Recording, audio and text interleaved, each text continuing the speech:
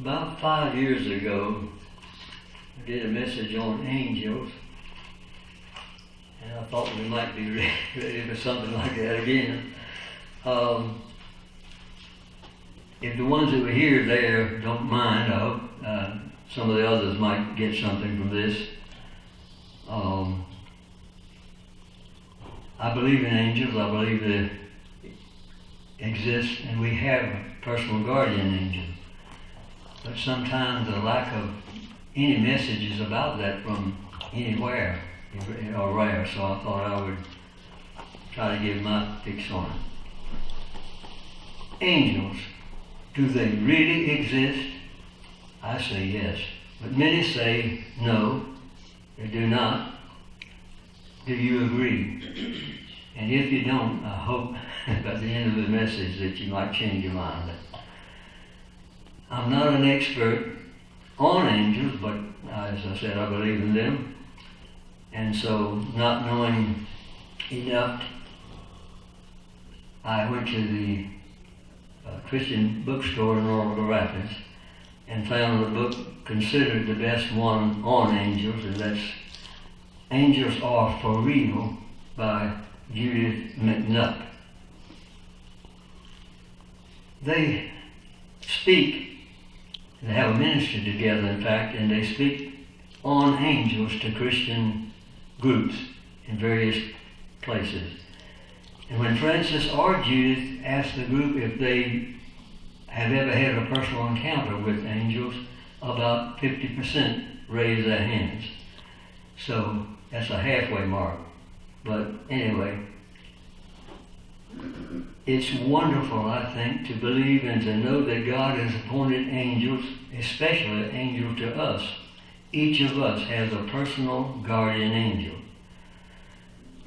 And generations of Christians hold this strictly to be by faith, because angels are usually unseen.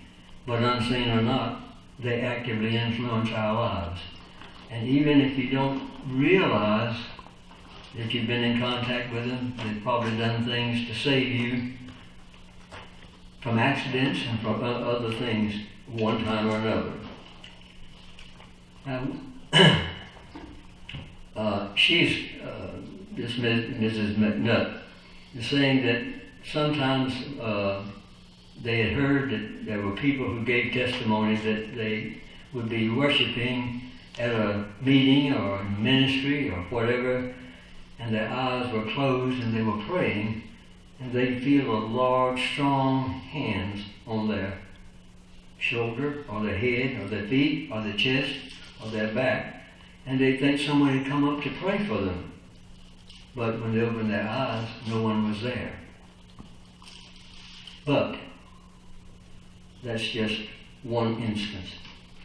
God did create angelic beings before He even formed the world and before He created human beings.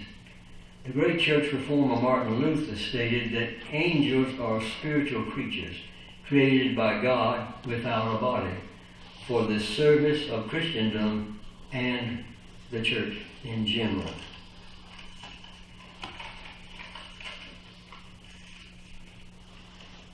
What are angels? Well, angels are divine intermediaries between heaven and earth, and they live in the heavenlies, and they carry out their assignments on earth and in heaven according to their classification. God's marvelous provision for us is it sends these divine friends and servants to accompany us on our earthly journey. Angels wait for their orders to serve God, to serve Him alone, not us. He gives the orders, not us. Angels protect and serve human beings as God directs and commands them. And whether or not you have ever been aware of an angel's presence, these mighty agents of God have been and have helped everyone that is a Christian one time or another. Angels' primarily responsibilities are to return with Jesus, and that the Lord Jesus revealed from heaven in blazing fire with his powerful angels. And secondly, to guard the church. Now, let's look, please, to Revelation chapter 1, verse 20. That's Revelation 1, 20. The mystery of the stars that you saw in my right hand, and of the 7 golden lampstands is this. 7 lampstands are the 7 churches. 3, they execute judgment. And let's look to Acts 12:23. Please, Acts 12:23. Because Herod did not give praise to God, an angel of the Lord struck him down, and he was eaten by worms and died. 4, to give the law. And that's Acts 7:53. Acts 7:53 refers to people who have received the law that was put into effect through angels, but they have not obeyed it.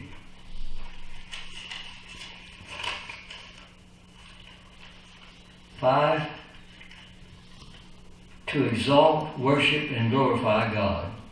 Let's look at Revelations 5:11 and 12.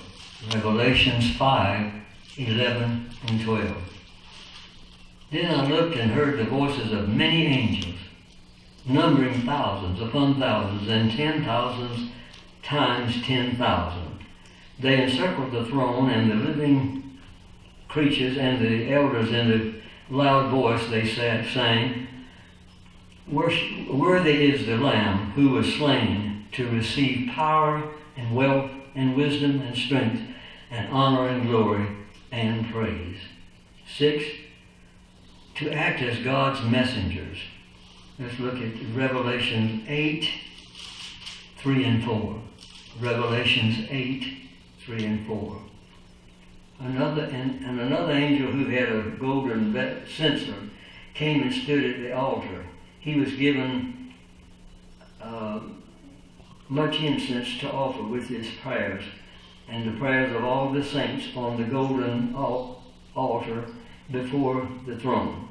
The smoke of incense rejoiced with the prayers of the participants and went up before God from the angel's hand. 7, to act as guardians to protect. Psalm 91:11. Psalm 91:11. For he will command his angels concerning you to guard you in all your ways. 8, to deliver from evil. 1 John 3:8. 1 John 3:8. He who does what is sinful is of the devil, because the devil has been sinning from the very beginning. The reason the Son of God appeared was to destroy the devil's work. 9, to bring healing. Luke 1:30 and 31. Luke 1:30 and 31. But the things the angel said to her, Do not be afraid, Mary. You have found favor with God.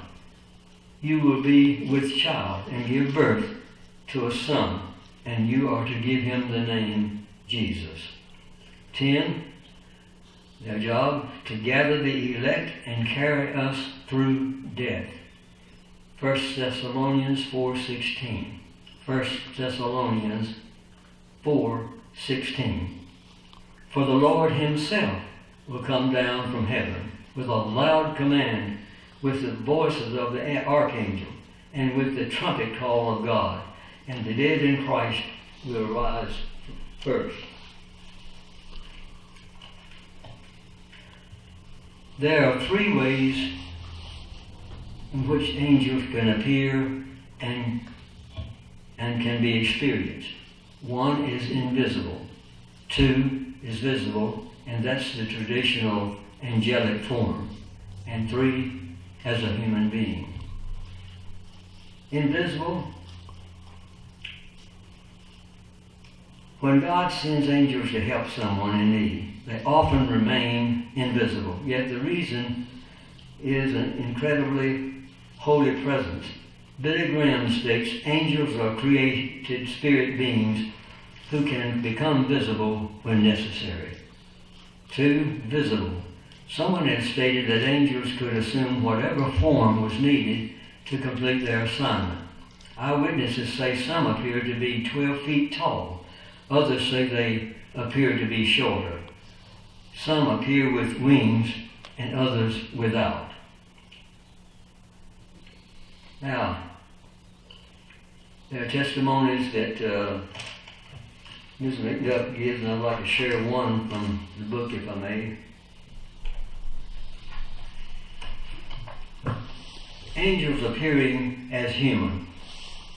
One time our secretary phoned us in California when we were giving a conference, and she asked us to pray for him. He was the husband of a prayer group member and experienced a life-threatening heart attack.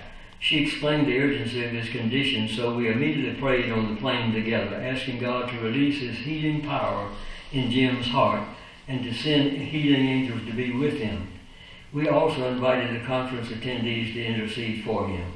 What happened later that night is a personal testimony of God's love. Jim was drifting in and out of consciousness, gravely ill, and in the middle of the night, a radiant presence in his hospital room awakened him. He looked and saw Francis, whom he assumed to be my husband, at the foot of his bed. Francis had his arms extended over Jim and was deep in prayer. Surprised, he called out, "Oh, Francis!" The being he thought was Francis just looked at Jim and held his hands out in prayer. Immediately Jim felt peace and general warmth filled his body. Jim knew he should rest. He went to sleep, but he woke up 3 times during the night, and each time Francis was at the foot of the bed with his arms extended in prayer, and the radiant presence remained in his room. When the doctors came in the next morning, Jim was up, calmly sitting up in bed. He felt wonderful. The doctors ran some tests on his heart and discovered that Jim had normal, healthy heart, one completely restored by God. When Jim's wife arrived at the hospital and saw Jim resting peacefully, she asked her husband, "What happened?" Her husband excitedly replied, "Francis came and prayed for me all night." She said, "Oh my goodness, he came all the way from California to pray for you?" She quickly called our office and enthusiastically related the story of the previous night to our secretary. "Please tell Francis that my husband Jim has been totally healed. We are overjoyed and thank God for his faithfulness. Please thank Francis for making the long trip." Our secretary replied, "I didn't know that Francis was going to fly back there." This surprised her, so she called us in California to see if we were still there. When I answered the phone at the hotel, she asked me, "Did Francis fly back to Florida last night?" I thought it was an odd question, but I responded, "No, he was here all night." But our secretary said, "Well, he was praying with Jim at the hospital all night, and now Jim has been completely healed." At first I was surprised, then I realized what God had done. He had sent an angel to minister to this very ill man, and the angel took on the appearance of Francis. I started laughing and said, that had to be an angel, and it was an angel with good taste. In this instance, the angel assumed a familiar appearance, someone with whom Jim would be very comfortable, and that was Francis. Jim's wife usually attended prayer meetings alone, but after that healing experience, Jim was by her side every week. This encounter radically transformed Jim's life and his relationship with God. Do not forget to entertain strangers, for by so doing, some people have entertained angels without knowing. Hebrews 13:2. So that's one from the book. Now, I have had 3 encounters and would like to share those with you. Sometime back, I think it was probably around 2004 or so, around there, had a real bad snowstorm. Everybody was just about snowed in for a day or 2. Well, we had to go to Roanoke Rapids on the third day. So we started out, and we had to be very careful. We drove about 20 miles an hour through the rut that was there. And everything was fine. We got about halfway, I guess, and just suddenly the car skidded and went sideways and circled 3 times, and then went into the embankment backwards.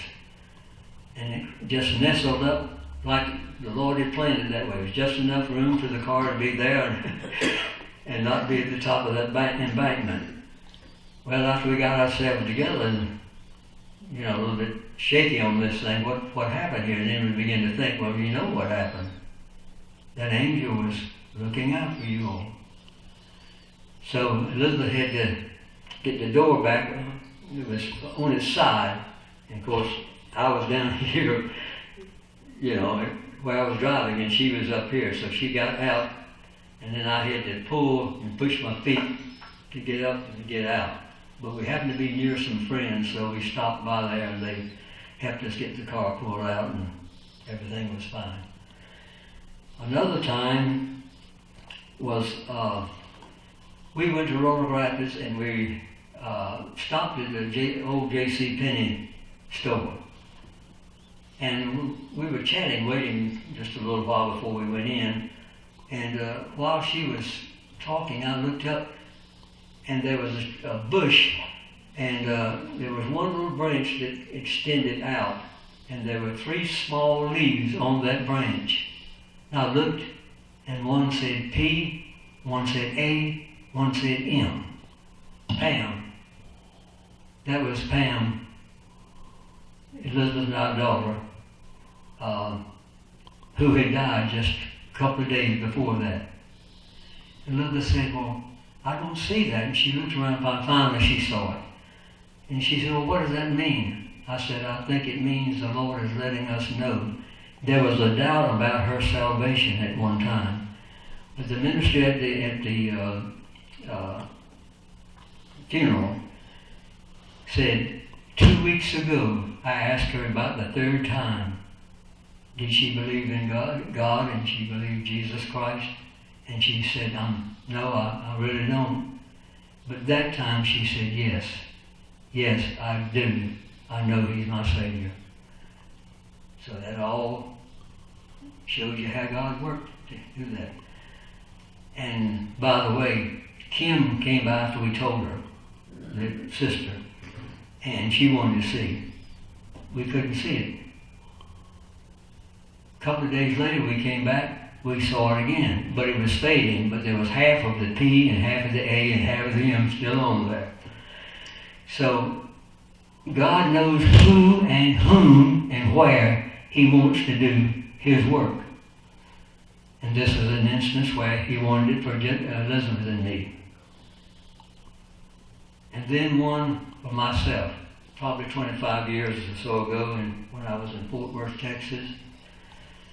I was working, there was a small city, an outgrowth of Fort Worth, that was about 12 miles from the church I attended. And I was on the way to work, and it was a freeway, going in 2 directions with a big median in the middle. Everything was fine, just normal, when I went. When I came back, started back, it looked to be the same there. And I hit the crest of a hill coming back, and all of a sudden I looked, and there was a big dump truck, sand, supplies, and men, all out in the median. Nobody had been there when I went to work. So I said, well, wonder what's this all about? And I looked and I said, well, I hadn't thought about this, but I'm about the 6th car in line, and there's probably that many or more behind me. And the leader, evidently, have that tendency as you going home from work, you want to get there, and so instead of 45, which the sign reads, you're doing about 55. And that's what it was. And I said, oh my Lord, we're speeding, but all of us are. And I don't know what, and I looked up, and about that time a big dump truck stopped and didn't give a signal and started turning. Well, the car behind it hit his brakes and swore, and in session. Each one did that right behind it. Everybody's tires were spoiling. I hit mine as hard as I could, and I knew everybody was going to stop and pull up my emergency brake too. And as we continued, I looked in front of me, Chevrolet, on the back of a pickup, right in front of me. And I was right on top of him. I said, well, this is it, Lord. I remember so well. I said, this is it. Something knocked my hands off the steering wheel, and it freewheeled, just rolled like it was in the air. And then I looked, and it lifted up as if it were a helicopter. It lifted up as if it were a helicopter. The car went up. And I looked down and saw all the men, the equipment all down there, still there working. Nobody noticed. And then it got a certain level in there, and it moved over because I'd been in the left lane, and it went over to the embankment, what do you call it, side of the highway, anyway. And it slowly came down and just gently stopped, or almost stopped, about 5 miles an hour, tapped the brake and it stopped. And I was shaking like this for a moment, like, what happened, what happened? And then the answer came to me, well, do you know what happened? You would have been killed and many others if that angel had not come and lifted your car to give room for the others to make a stop. And I've given that testimony in several churches in the Fort Worth area as well as here since I've been back. So I definitely believe in angels, and if anybody disagrees, if you've been there with me, I think you'd have changed your minds. If you have any doubts about angels, open your heart and life to them and receive their love and support and their protection and help. Pray God will open your heart if you don't believe that you soon will. Thank you.